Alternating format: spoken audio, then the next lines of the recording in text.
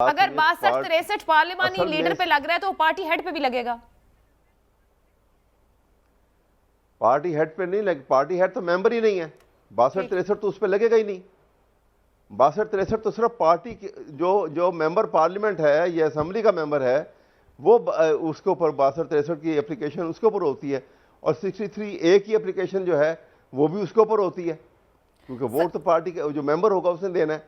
Sir फिर यहाँ इसलिए एक सवाल सर अहमद अवैस साहब, एक बात फिर और उठती, क्योंकि अब जब इस तरह का कोई मामला हो जाए तो फिर माजी के बहुत से फैसलों पर बात शुरू हो जाती है, उन फैसलों के ऊपर भी बातचीत शुरू हो जाती है, क्योंकि कोई फैसला आने वाले फैसलों पर लागू होता है और कुछ फैसले के लिए माजी के फैसले देखे जाते हैं। 21 फरवरी 2018 का एक 3 रुकनी बेंच सुप्रीम कोर्ट का ही फैसला है, जिसमें साकिब निसार साहब, उमर अता बंदयाल साहब और एजाजुल एहसन साहब का ये फैसला था, जिसमें नवाज शरीफ साहब की मेंबर पार्लियामान नाअहली के बाद, बतौर वजारत उज़्मा नाअहली के बाद, उन्हें पार्टी सदर से भी नाअहली का फैसला दिया गया था। तो जब वो मेंबर पार्लियामान ही रहे, वहां तक तो 62-63 लग गई, वो पार्टी सदर रह सकते थे, क्योंकि मेंबर पार्लियामान नहीं है, तो उनको पार्टी सदर से फिर तब क्यों नाअहल कर दिया गया? देखिए, वो इस वजह से कि उनकी डिस्क्वालिफिकेशन जो उन्होंने की थी कि वो पॉलिटिकल एक्टिविटी में पार्टिसिपेट ही नहीं कर सकता पार्टी किसी भी एतबार से, उसके ऊपर तो देखिए ना उन्होंने पेनलाइज किया हुआ है। यहाँ पे जो चौधरी शुजात जो है ना वो उनमें ऐसी कोई सूरत हाल नहीं है, ना उनके ऊपर कोई किसी किस्म की कोई पाबंदी लगाई गई है, ना उनके ऊपर उनको फाइन किया गया है या कोई सजा के तौर पे उनको कहा गया है कि तुम इलेक्शन नहीं लड़ सकते हो।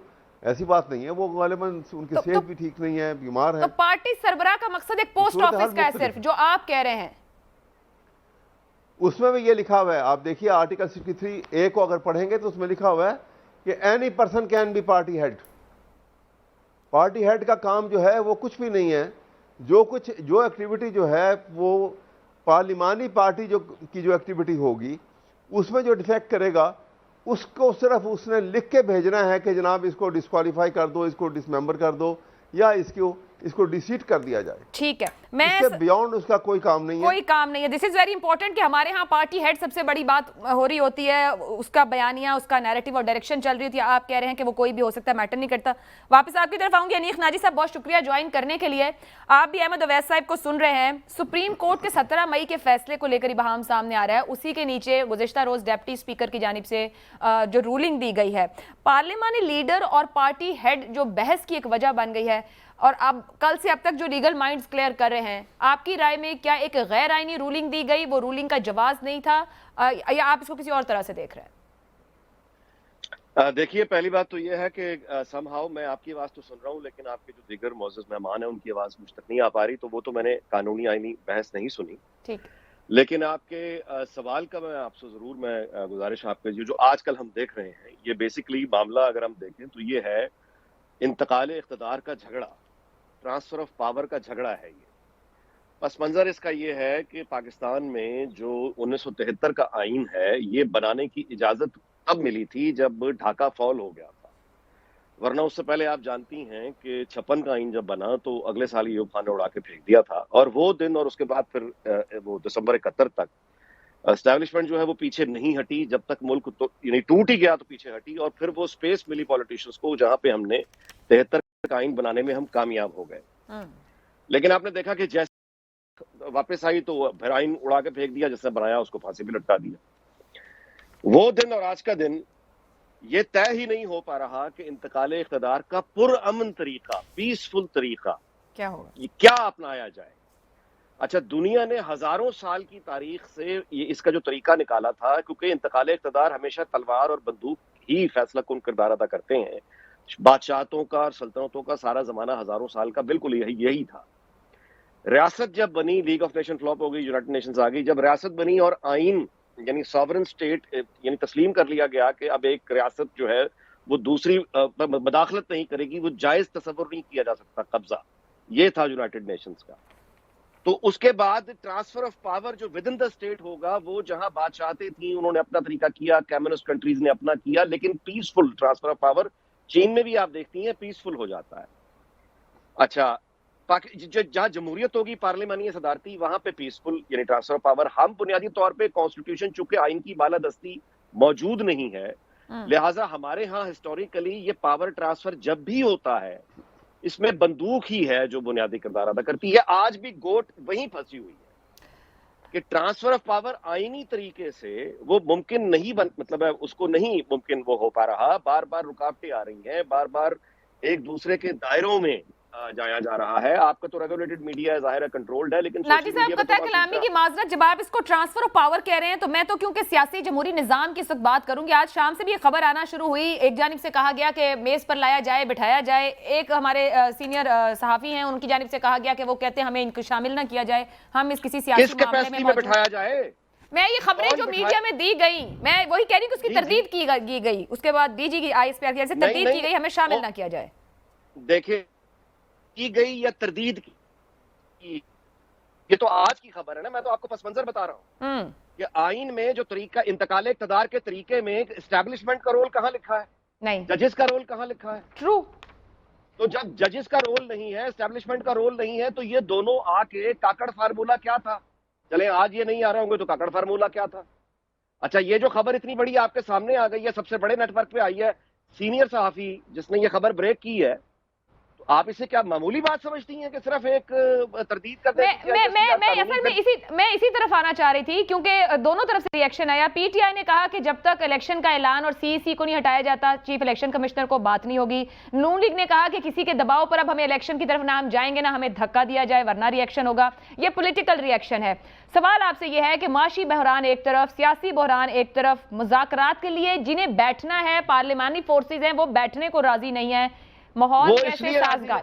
जी, वो इसलिए राजी नहीं है कि वो ये जानती हैं कि आइन की बालादस्ती नहीं है। मैं यही तो गुजारिश कर रहा हूं।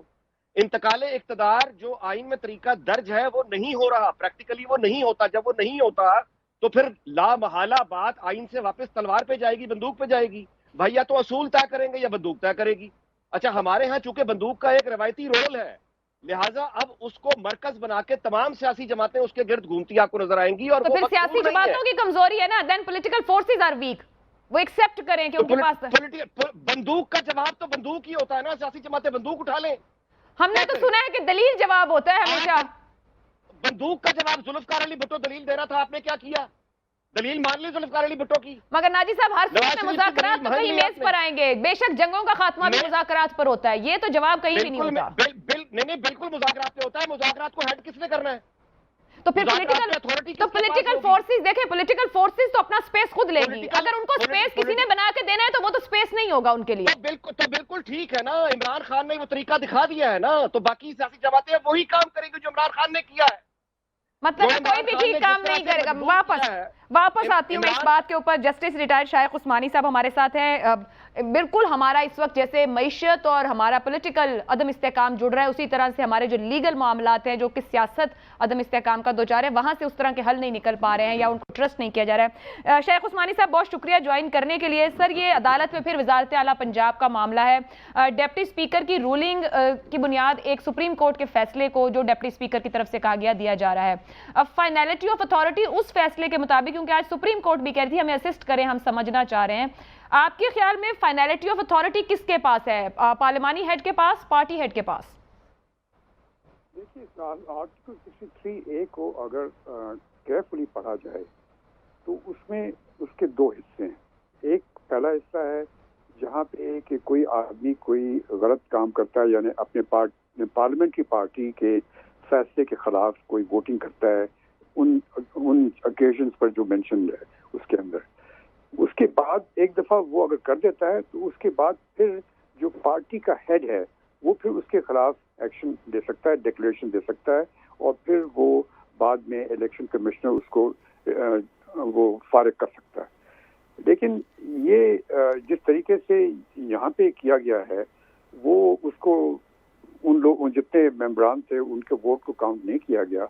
ये इस वजह से हुआ क्योंकि सुप्रीम कोर्ट ने अपने रेफरेंस में जो 63A का रेफरेंस उसके सामने पेश किया गया था प्रेसिडेंट ने, उसमें ये बात उन्होंने डाल दी कि किसी के ऐसा शख्स जो कि वोट अपने पार्टी के इंस्ट्रक्शन के खिलाफ करता है वो फिर उसका वोट काउंट नहीं होगा। ये 63A में नहीं है ये चीज। ये सुप्रीम कोर्ट ने अपनी तरफ से उसमें डाला है और वो इंटरप्रिटेशन जो थी उनकी, जो कि मेरी नज़र में कानून के मुताबिक नहीं है। तो उसकी वजह से ये मौका मिला डिप्टी स्पीकर को कि उन्होंने ये काम किया, लेकिन उनकी ये मेरे ख्याल में नासमझी समझे या जल्दबाजी समझें कि उन्होंने ये फैसला किया। उनको करना ये नहीं चाहिए था। उनको चाहिए ये था कि चूंकि कॉन्फ्लिक्ट सामने मौजूद था, उनको चाहिए था कि वो जो उनके पार्टी हेड का जो लेटर उनके पास आया था उसको वो पेश कर दे देते इन लोगों को, ज़हूर अलाई साहब के परवेज़ अलाई साहब को, और फिर कहते कि वो प्रोरॉग कर देते असेंबली को और कहते मैं इसका फैसला कल करूंगा, इसको आप देख लें फिर डिस्कशन करेंगे। ये करना चाहिए था, लेकिन उन्होंने जल्दबाजी की, जिसकी वजह से अब इस नहज पे खड़े हैं जहाँ पे मेरे ख्याल में उनका जो रूलिंग थी वो उसका रद्दम करार दी जाए। सर एक आम लेमैन के समझने के लिए क्या मैं ऐसा कह सकती हूँ कि 63A 2 हिस्सों पर मुश्तमिल है? पहले मरहले में किरदार पार्लिमानी लीडर का और दूसरे हिस्से में किरदार पार्टी हेड का है? जी हाँ बिल्कुल, वो जो डिसिप्लिनरी एक्शन वो पार्टी हेड का। अच्छा, और एक बात, ये जो खत का तस्करा, अब मीडिया का दौर है, हर चीज कहीं भी कोई पॉलिटिकल एक्टिविटी हो, कुछ भी हो, फौरी तौर पर सामने आ जाता है। जो चौधरी शुजात का खत है वो सिर्फ तब उसका कंटेंट पता चलता है जब डिप्टी स्पीकर उसको पढ़ रहे हैं, उनके लोग कह रहे हैं हमारे इल्म में नहीं। इसी तरह एक खत पार्लिमानी पार्टी का काफ लीग का जो सामने आया उनके पार्लिमानी लीडर की तरफ से, वो इस खत के भी कुछ देर बाद वहां पर पता चलता है कि वो भी एक खत मौजूद है। क्या इंटेंट भी सवालिया निशान बन सकती है कि ये खत कैसे बने, कहां प्रोड्यूस हुए? क्योंकि अगर पिछले दिन के थे तो मीडिया में किसी भी जगह पर इनका अनाउंसमेंट नहीं था उस तरह से। नहीं, वो सही है अपनी जगह पर, लेकिन ये जो चौधरी शुजात साहब का जो लेटर था, जो कि इंस्ट्रक्शन थी, वो आइन 63A के तहत उनकी इंस्ट्रक्शन पे कुछ नहीं हो सकता था। ये पार्लियामेंट्री पार्टी के इंस्ट्रक्शन पे हो सकता था, पार्लियामेंट्री पार्टी का जो लीडर था उसके इंस्ट्रक्शन पे हो सकता था। तो चौधरी शुजात साहब का लेटर जो था उसकी इम्पोर्टेंस तो बाद में होती। अब ये हो सकता है कि चौधरी शुजात साहब चाहें तो अब चूंकि इन्होंने चौधरी शुजात साहब की जो इंस्ट्रक्शन थी उसके खिलाफ काम किया है, तो वो उनको पार्टी से निकाल सकते हैं। ये उनके पास हक हासिल है, चूंकि पार्टी के हेड हैं, वो निकाल सकते हैं। उसके बाद फिर वही नतीजा होगा कि इन लोग निकल जाएंगे ये लोग, लेकिन ये उनके पास राइट है। लेकिन ये हक नहीं था उनको कहने का कि आप वोट नहीं दे सकते उनको। अच्छा सर, एक जो इमरान खान साहब ने खत लिखा था अपनी जमात के लोगों को जब इससे पहले इलेक्शन हुआ, तो जो उसका सब्जेक्ट है उसके ऊपर, जिसको अब डिप्टी स्पीकर की साइड से या लीगल माइंड जिसको कह रहे हो, यूज कर रहे हो, उसका जो सब्जेक्ट था और जो उसके अंदर कंटेंट था वो directions of party head under article 63A read with article 127 of constitution. क्या ये काउंट होगा कि ये पार्टी हेड और पार्लियामानी लीडर दोनों की जानिब से था, या पार्टी हेड ही डायरेक्ट कर रहे थे उस डिसीजन को? नहीं, उसमें तो ये हुआ था कि उन्होंने जो मैंने भी स्टेटमेंट सुनी थी इमरान खान साहब की, वो ये कह रहे हैं कि उनके लेटर को इग्नोर कर दिया गया था और उसके बाद फिर उनके जो पार्लियामेंट्री लीडर है उसने एक लेटर लिखा था, उस पर एक्शन लिया गया था। तो वो जो डिफेक्शन जो हो गई उसके बाद जो डीसीट हुए, वो आप कह रहे हैं कि फिर अलग उस लेटर के ऊपर हुई, इस लेटर पर नहीं हुई जो इमरान खान ने लिखा था? नहीं, यही तो उनका कहना है, और मेरे ख्याल में हुआ भी यही था, क्योंकि ये तो इलेक्शन कमीशन का फैसला था जिसपे कि उनको निकाल दिया गया था, उनकी वोट काउंट नहीं हुआ था, और वही उसी बेसिस पर ये फैसला किया गया। ये डिप्टी स्पीकर ने उसी बेसिस पर ये फैसला किया। सर, अगर पार्लियामानी लीडर की वो सिग्निफिकेंस है और उसके डायरेक्शन मैटर करते हैं, तो इसका मतलब है पार्टी हेड, क्योंकि अहमद अवैस साहब भी हमारे साथ मौजूद है, मैं उनको भी ये बात पूछ रही थी, पार्टी लीडर या पार्टी हेड तो फिर मैटर नहीं करता, वो तो एक पोस्ट ऑफिस है कि बात जाएगी, मतलब उसकी डायरेक्शन भी मैटर नहीं करती पार्लियामान के अंदर किसी सूरत, ना अहम फैसलों में। बात देखिए, आइन में जो दिया गया है ये एक सोच समझ के, जो आइन जिन्होंने लिखा है उन्होंने सोच समझ के डाला था कि वो नहीं चाहते कि कोई शख्स जो है बिला वजह उसको उस पर कोई पेनल्टी हो जाए, जब तक कि ये मामला 2 स्टेजेस में गुजरे। तो 2 स्टेजेस उन्होंने इसी वास्ते रखे हैं कि पहला पार्लियामेंट्री लीडर का, क्योंकि वो तो पार्लियामेंट में वोटिंग होती है, उसके बाद फिर जो एक्शन लिया जाए, क्योंकि उन्होंने गलत काम किया उस पर एक्शन यकीनन लिया जा सकता है, और वो फिर पार्टी हेड एक्शन लेगा। सर, उस वक्त के मुनहरिफ अराकीन ने ये प्ली ली थी कि उन्हें पार्लियामानी पार्टी के फैसले से आगाह नहीं किया गया था।